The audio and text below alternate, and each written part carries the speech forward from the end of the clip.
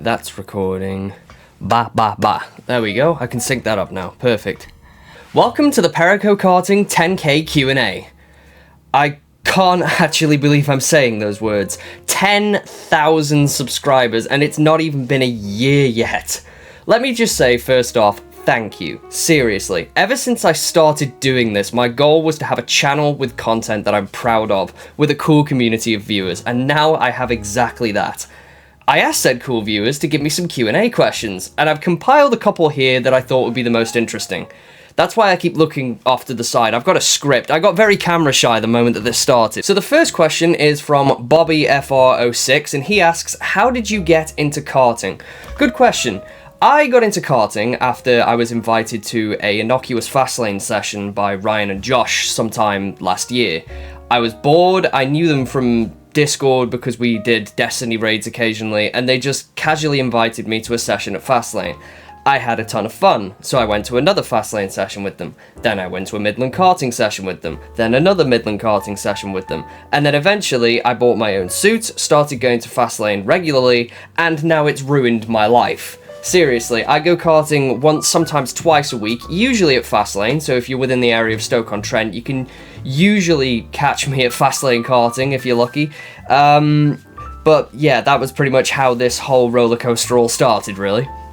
Leo here asks, Perico Karting, what inspired you to start recording your go-karting and make content out of it? Just wanted to know, I might start doing it. I'd recommend it. It's a fun format to work with, but what inspired me to start? That would be Ryan, because I used to have a gaming YouTube channel from when I was about 18 years old. I made I can only describe them as Diet Soviet Womble videos. It was like funny moments from my gameplay with my friends with captions, but the captions were super dynamic. Like if there was an explosion or the letters would fly off into different directions and stuff like for example, one of my videos, I knocked someone off the map while playing as Lucio in Overwatch, and I would do things like make the text above their heads disappear behind a barrier that they were falling behind. It was little things like that. But then that channel turned into a VR channel after I went viral on TikTok, and then I lost all motivation and all passion for it. And I remember I was watching Ryan, who had a YouTube channel before I did, Ryan Goes Karting, and he was editing this video and he started streaming his screen asking for advice and recommendations. So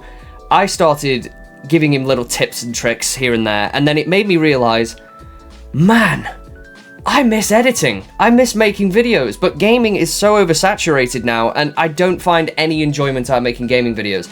But I didn't want to make karting videos at first because I didn't want to step on his toes. Let me just move that real quick, just in case. I didn't want to step on Ryan's toes, so I held off making karting videos for the longest time until I brought this up in conversation, and he practically demanded that I started making videos, and I did. And frankly, he's pretty much been the inspiration for all of this. He's the inspiration behind my username, he's the inspiration behind me doing my karting videos, he's given me advice on how to do my commentary after I've given him advice on how to do editing. He's played a big part in the success of this channel, and I can't thank him enough. I am eternally grateful to Ryan. But yeah, that's how I started doing this. I Can't Decide 288 asks, what's your favourite track and why? I realise you've said some good tracks are really good, but what's the best of those? That's a difficult one, because I've been to several tracks, but I've only ever been to tracks like Fastlane, and, well, yeah, it's only really Fastlane I go to frequently. I've been to some tracks twice, most of them only once, but it's probably gonna be Fastlane, purely because of its proximity, how cool the staff are. It's a deceptively challenging track. There's only 4 corners and a chicane before turn 3, but it's every little minute detail can make or break your lap, and it's kind of an intoxicating balance of trying to get everything perfect and just having fun. But if that's a cheat and you don't want me to say my local track, at the moment it's a 2-way tie between Team Sport Coventry and Team Sport Birmingham, because I remember distinctly coming off of the Birmingham track absolutely buzzing with how cool that track was. It was such a good drive, but I've only been there once. I've been to Team Sport Coventry twice. I've had 2 races at Team Sport Coventry. Both races were absolute bangers. Hopefully you'll have seen the video I uploaded of the last race I went on. And I've lost the flow of what I was saying. Both races at Team Sport Coventry were bangers, and the track is just also really good to drive. So my actual answer is Fastlane, but if that's a cop-out, then it's a two-way tie between Coventry and Birmingham. Zero Brock 19 asks, if you could drive for a Formula One team, what one and why? That is a really good question. Now, it all depends on how skilled I am in this scenario, because I'm actually remarkably mid at driving. If you've watched my content, you'll probably know. But let's say, hypothetically, I was at Formula One standard. It would probably be McLaren. Purely because, A, I'm a McLaren fan. Watching Lando win at the Miami GP absolutely sent my serotonin levels into the stratosphere for weeks.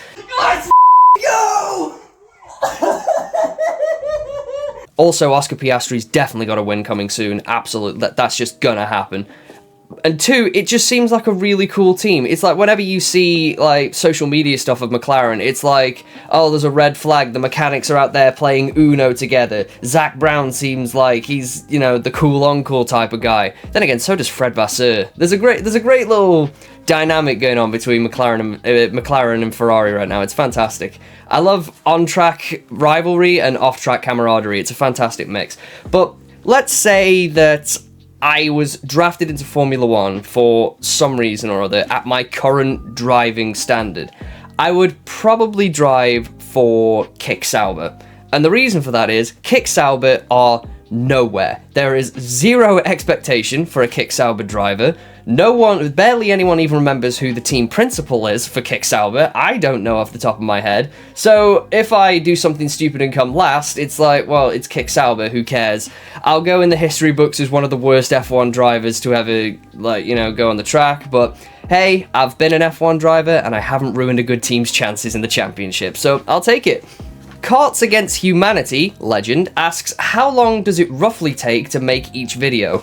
Honest answer, a couple days. It's just that I do a lot of procrastinating because I do have a full-time job, and when I get home, sometimes I just can't be bothered, or my mates are in the Discord pinging me to play some game or other. Lately, we've been trying to get into FIFA. That's a mistake. But basically, the intro will take about a day because it'll be brainstorming ideas to make every intro unique, because the intro has to catch you, you know? Remember the Team Sport Leicester video? I started doing the really lively music and all the stuff flying on the screen.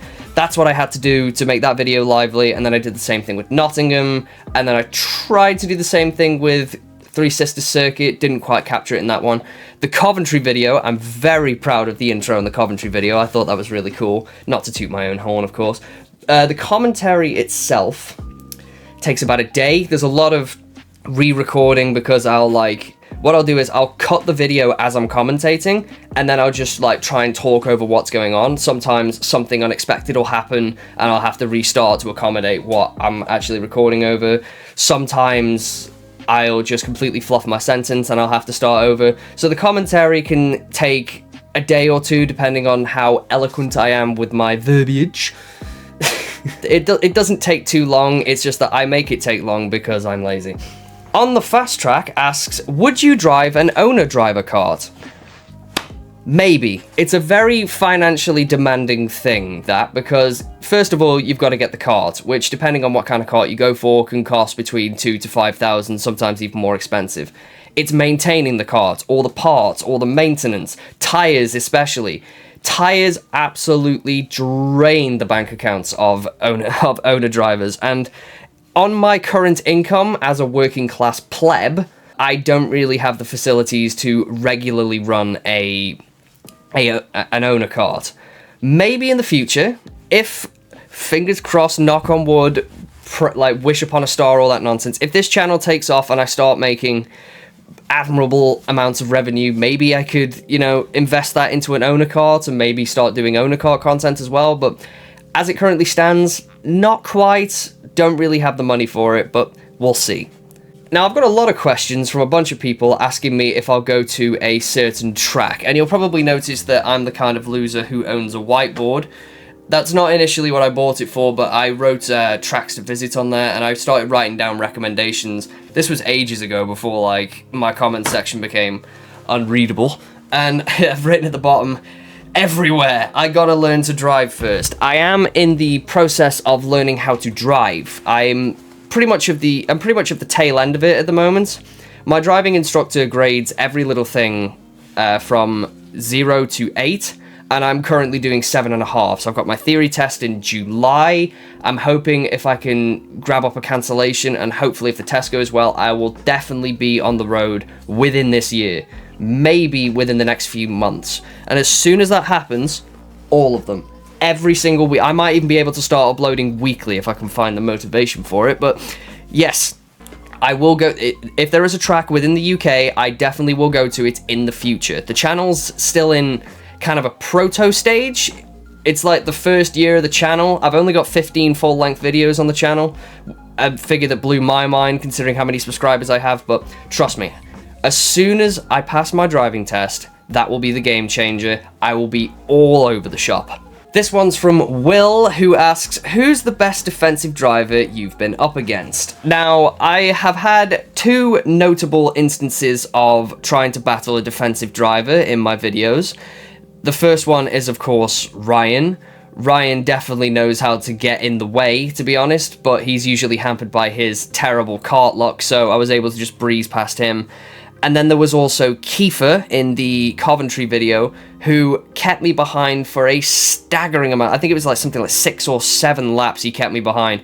Kiefer is a really, really good driver. He actually races cars, and I think he could, like, he's absolutely dominating the Midland Karting Championship currently. So being able to have that battle with him and eventually overtake him was the sweetest thing in the world. But between them, who's the best defensive driver? Sorry, Ryan, I'm probably going to have to give it to Kiefer. Maybe if you get a good kart and we have another battle, I can pip it in your favour. I'm not sure. Harry asks, do you ever plan on advancing from the basic rental 4-stroke? Yes. I am going to go to Daytona Tamworth. I am going to go to bigger outdoor tracks like Buckmore Park and Brentwood. That's what it says on the board. It's just that, again, I'm travel prohibited. It's not money, it's just I can't travel there currently without inconveniencing everyone I know or asking Ryan and Josh. And it's unfair to me to ask them, do you want to go to some track 2.5 miles away and spend 140 quid on a 30-minute session? As far as actually racing, like actually competing in events in karts that are beyond basic 4-strokes, definitely, I just need more 2-stroke experience. I have not driven a 2-stroke kart yet, but I am planning on going to Daytona Tamworth very, very soon, maybe after I come back from Cyprus. So that will definitely be on the cards. This one's a bit of a lengthy one. This is from OB Racing YT. I'm a relatively new go-karting driver. I started in August 2023 and I'm doing intermediate academy sessions at Team Sports Stoke. I want to know what your routine is for getting ready when you go-kart. Do you have a specific routine? Also, what motivation or tips do you have? Well, for an intermediate driver, I have no advice at all. The only advice I could give to anyone would be like very, very basic, like don't press the pedals at the same time, be more gentle with the pedals, learn your braking points, your racing lines, etc, etc. Try weight transfer when you're comfortable, etc, etc. But as far as intermediate tips go, I barely count as an intermediate myself. I am mid as hell. I have not won a team sport race yet. I've only ever won 1 fast lane race because Luke is still my sleep paralysis demon. And I don't really have a pre-race routine. I think the only thing that would come close to a pre-race routine is I always take a couple of Pepsi Max cans with me before a race. I will drink one before and I will drink one after. I'm not sure if that counts as a pre-race routine because that's just me having a horrifying addiction to Pepsi Max. Oh. I take the hat off, but my hair's scuffed. I'm gonna go get it cut before I go on holiday next week. Karting Cadet asks, how did you meet all your karting mates? We'll start with Ryan and Josh. I met Ryan and Josh through Xavier. We started doing Destiny raids. They weren't like the closest friends I had back then. It was kind of just, I would play games with them every now and again. Then I started hanging out with them more than more, and of course, like I said, more than more. Anyway, like I said, they invited me to that Fastlane session. I started karting with them very regularly, and then I just started hanging out with them more and more, and now like they're my 2 closest friends, and I really do appreciate the both of them. Ryan met Ellis and Will, I think it was, Ellis, Will and Kiefer actually, when he competed in the Midland Karting Championship last year, and we all got to talking in an Instagram group, and Ellis introduced us to Nathan, and that was when we started like organising races together. We all had our first race together at the wet race at Cannon Raceway that they wouldn't let me record because chin mount, so if you want to watch that, it's on Ryan Goes Karting's channel. It's called Cannon Raceway, an indoor wet race. Very good video, I loved it. And then we started a WhatsApp group, we started organising races, and now every so often we meet up on the track. We try and do tracks that are like sort of central to our positions because some of us live in Stoke, some of us live in Birmingham, so sometimes it can be a bit challenging, especially when I want to go to tracks like Team Sport Leeds, but it's a bit unfair to ask Ellis, Nathan and Will because like they'd have to travel 2.5 miles. It's like 5:30 in the morning, where 2.5 hours.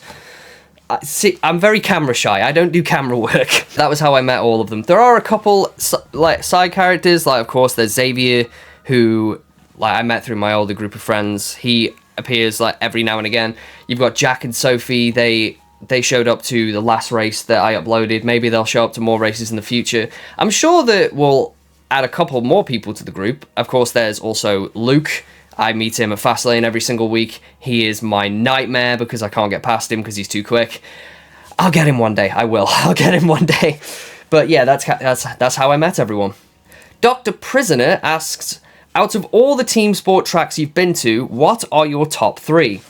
Team Sport Warrington, Team Sport Coventry, and Team Sport Birmingham. Warrington is just unmatched. I'm not really a fan of the electric karts, but come on, it's Warrington. It's one of the biggest indoor tracks in the continent. It is 1,000 meters long. The karts at speed 3 are faster than some tracks speed 4s. It's a really fun, challenging track. The traction's great. A visit to Team Sport Warrington is something special. It is Team Sport's primary track, and you can absolutely tell because it's really well maintained, really well decorated. The staff are fantastic. I want to give a big shout out to the guy who actually, on my first visit to Team Sport Warrington, as you know, I had to retire from the race because I knocked myself sick as a combination of the cold and not eating any breakfast because I'm a moron. He got me a cup of hot water. He was checking on me every now and again. He gave me, let me show you this actually. He gave me this medal. He called it, I don't know what that's supposed to be officially, but he called it a survivor medal just to take the piss out of me. It was very funny. I'll put that back properly later. But yeah, he was especially sound. The marshalling was absolutely on the ball every time we've been to Team Sport Warrington. We've all had great races there. We've never had any bad experiences. Team Sport Coventry has pipped Team Sport Birmingham for me purely because I've been to 2 races there and both of them were fantastic. Team Sport Birmingham's the obvious P3 choice because I've been to 1 race there and I absolutely loved it. Admittedly, I can't think of what are the other Team Sports tracks I've been to be honest. It's probably Nottingham and Stoke, right? And I don't like. I'm okay with Team Sport Stoke. I kind of wish they'd just grip up the track and make it slightly faster, but it is what it is. Nottingham, didn't really rate Nottingham, and that's not even because of the crash. I just didn't think the track layout was very interesting, and I'm not a big fan of low traction circuits. I think low traction is just a gimmick. It's like, oh, it's slippery, so it adds artificial challenge. Like, no, I just want to race. That's all I want to do. I didn't rate Team Sport Nottingham, to be honest, but people tell me it's gripping up, so maybe I'll go back one day. I'll definitely not try and go around the outside of the down ramp again. That was a lesson learned. Ryan Cirrus Fan 2 asks, what are your long-term plans with karting, professional leagues, and your own kart? Ooh, long-term plan. Well, I don't really have any plans. I've never been the kind of guy to live on a plan, to be honest. Like, if you had told me 5 years ago when I was in university, I would be a bin man I would be a bin man who does karting as a hobby, I wouldn't have believed you. Because I don't have a plan, to be honest. I kind of just take each day as it goes, just sort of take everything by stride, and maybe one day I'll compete in professional leagues. It's just that at my current skill level, I have a long way to go. There's a lot of habits I still need to break out of. I need to improve my on-track focus, my mindfulness. I need to get my temper in check. My throttle control could use some work. Maybe in the future. I have no plans whatsoever, but that doesn't mean I won't do things. I just kind of take everything in stride, really. Dan Dragomir1189 asks, hey, I was wondering, what do you use for video editing? Surprisingly enough, CapCut. Now, CapCut, originally, I thought was just some cheap App Store editing software that people use to make lazy TikTok edits, but honestly, the PC client, it can do some really cool stuff. It really streamlines the process of the kind of content I want to make. If I need a more advanced edit, I'll probably go back to DaVinci Resolve, which is what I used for years when I was making gaming content. But CapCut honestly just does everything I need it to do and a little bit more. Auto captioning is a really useful feature whenever I'm making shorts. You can correct what the auto captions say. Please start correcting your auto caption, shorts creators. Oh my god. It does a lot of cool things, like it automates a lot of the transitions, which I don't think is that lazy, to be honest, because a lot of transitions are usually done with plugins on After Effects anyway. So it streamlines the process. It makes what I do a lot easier, but it gives me a lot of tools that I can kind of make my own thing with. So I just really rate CapCut, to be honest. Ryan got me onto CapCut, so he actually probably saved my life, and he's probably the reason why my videos look so good. Herobrine was taken 6570 asks, hobbies other than karting / racing? Nope. Nothing. I have absolutely zero interest in anything else because as a neurodivergent, I hyperfixate on one thing at a time. You can't really call gaming a hobby, to be honest, because it's kind of just... I feel like gaming has transcended hobby territory into its own echelon of what people do. I game every single day. I don't even watch movies or TV shows because I like gaming that much, and I wouldn't consider it a hobby because it's kind of just a day-to-day ritual at this point. I've done a series of hobbies over the last few years. I've done well, yeah, of course I'm doing karting now, but I did indoor bouldering because there's a place called Awesome Walls not too far from where I live. I did jiu-jitsu for a little bit, but honestly, the travel requirements of getting to and from jiu-jitsu meant that I was cycling 10 miles there and 10 miles back after a full day at work. I was sloughing off weight. It wasn't a good situation, and I kind of just packed that up after a while. And then I got into karting, and I got hyperfixated on it. But honestly, this is the first hobby I've ever done where the hyperfixation has lasted more than a few months. This could be like, I could be in this for the long haul. I'm scared. I was watching my own videos back this morning, and I was thinking to myself, should I go to Fastlane today? Before remembering I went to Fastlane yesterday, and money doesn't grow on trees. Turk847 asks, would you ever consider doing real car racing? Again, I don't know. Maybe. I have no plan. I kind of just take everything in its stride. It does look fun. Maybe in the future one day, after I've learned to drive and I'm more comfortable behind a stick shift car, I will, buy a Dinger, just take it to some track days and see what happens. Like, maybe. Anything is possible. So, I'm not going to say yes, but I'm not going to say no either. Lewis asks, why did you decide to open a YouTube channel? Because growing up as a kid, I watched Vanos Gaming a lot, and he was a primary inspiration for me wanting to make my own content in general. I would watch Vanos Gaming, I would memorize every single little in-joke, and to be fair, some of those in-jokes are so prestigious that I can still remember them years later. I would watch YouTubers like Tear of Grace. I don't know if you know who that is, but Tear of Grace was like a small YouTuber that had like a kind of a surge when I was a teenager, and then he sort of just dropped back down into like comfortable 20k per video view counts, which is really good considering he uploads like, I want to say like 4 videos a week. So they were my primary inspirations, and my editing style, that was inspired by Soviet Womble, of course. So I made gaming content for years. Originally it was just like, oh, I'm just pressing Alt F10 on the funniest moments with my friends, but over the years, like, the dynamic between me and my friends started to change. Like, we didn't really like to play the same games as much, and in the latter years, we really started to grow apart. I've gone off topic here. Why did I decide to open a YouTube channel? Because it looked fun when I was a teenager, and when I was in college doing media, that was when I really learned how to edit, and it was like, wow, this is really cool, this is really fun. So that was why I started it. Why I'm still doing it is pretty much for the same reason, because I think video creation is really fun. It's just that gaming content was kind of a chore because of how derivative and oversaturated it was. I wasn't getting the same moments with my friends as I was back when I first started, and then karting came along to save the day, so here we are.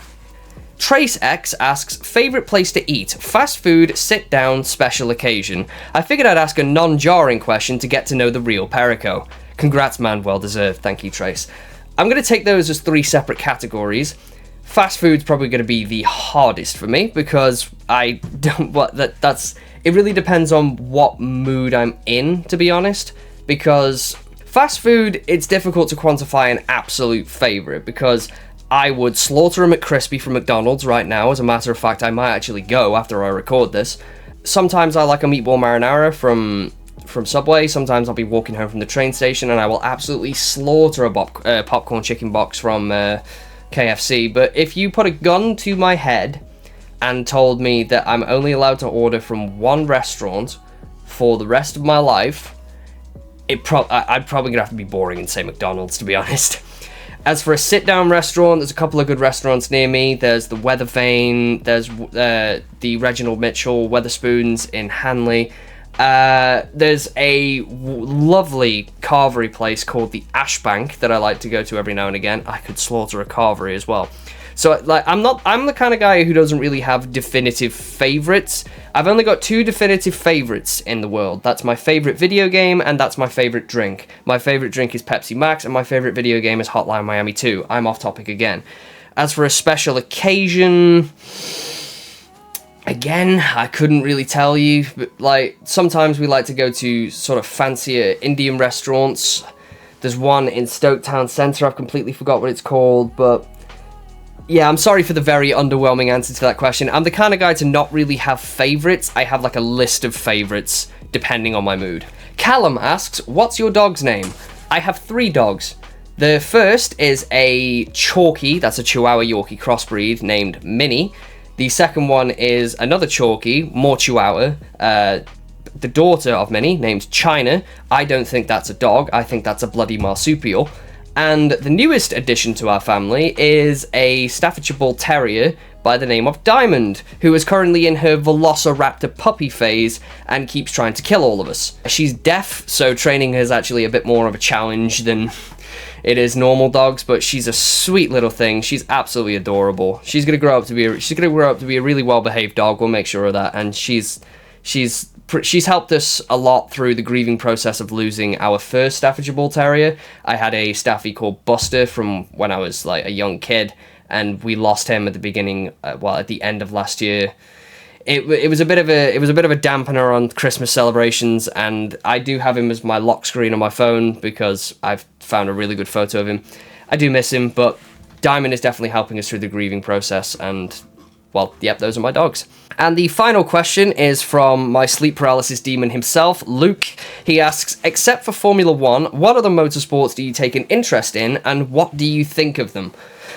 Oy vey, let me tell you, I have tried to get into other motorsports than Formula 1. What I think Formula 1 is really good at is marketing, because I know exactly what's going on in Formula 1 all the time. Like, I follow a ton of F1 accounts. It's easy enough to follow and understand. Maybe it's because Liberty Media kind of dumbed it down in the last few years, and I am a relatively new fan of Formula 1, so they've kind of made it really accessible to casual scrubs like myself. But whenever something else is on, if I happen to catch it, I will watch it. I watched the second round of the TCR World Tour. That was pretty interesting. It was the Marrakesh circuit, so not a whole lot happened, but there were some pretty cool overtakes in the back of the grid. I caught the last hour of the 4 hours of Le Castellet. I'm probably mispronouncing that one, but that was pretty interesting. It was fun to see all these different categories of car. Like, there's always a constant battle going on the track, and you're thinking, will they, won't they? I did watch a little bit of the 24 hours in the Nürburgring last night before they red flagged it for fog. Now you know when this video was recorded. They red flagged it for fog, and I didn't watch the rest of that. I do try and watch other racing series. It's just that F1 is the most accessible for me and the easiest to understand. I do need to start watching Formula 2 and Formula E, definitely. I'm maybe going to branch out to starting to watch the World Endurance Championship because I'm hearing very good things. But as far as like smaller series go, if I happen to catch a live stream on YouTube, I'll happily watch them because racing is racing. I love watching cars go round in circles. Even when I'm waiting for my turn at Fastlane, I'll just watch the next session that's before me because it's just fascinating to watch them race. And, well, that's all the questions that I gathered because I didn't want to go on for too long. I'm amazed if this video gets any retention whatsoever because it is a lot of waffling.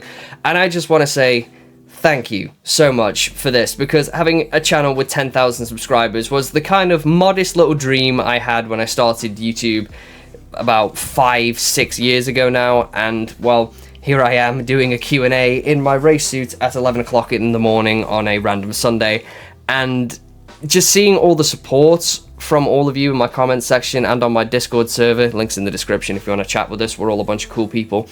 It's really, it's kind of mind-blowing, and it's really confidence inspiring.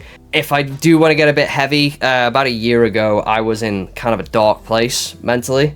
I was on the tail end of, I was on the tail end of therapy. My social life wasn't exactly cooking.